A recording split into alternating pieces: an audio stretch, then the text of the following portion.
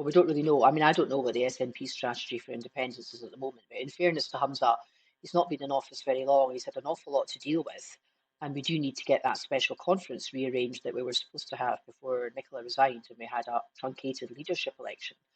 But I think you're right to bring that up, Callum, because one of the things I find quite frustrating, one of the many things I find frustrating about the SNP's, what seems to be the SNP's current strategy, is too much of a focus on defending devolution and not enough of a focus on recognising the shortcomings of devolution, and that's really why we want independence.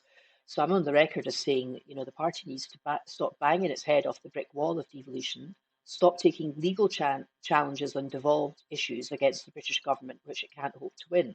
If you're going to litigate as a politician, you need to litigate strategically, and you don't want the public get annoyed by too much constitutional litigation. You want to not use up your capital on hopeless causes. And if you are going to litigate, you need to think very long and hard about how you're going to do it. So, for example, in relation to what I consider to be the fiasco of the previous First Minister's approach to the United Kingdom Supreme Court on the issue of whether or not Holyrood had the competence to hold an independence referendum, I think that was done in a very cack-handed way. I and others who thought there was a legitimate argument that Holyrood might have that competence had been arguing for years that we might want to test that. But I didn't mean by going cap in hand to the Supreme Court and asking them the question with the Lord Advocate who wasn't sure what the answer was. And that's no disrespect to the Lord Advocate. She's a friend of mine. That was her opinion. I have the highest respect for her.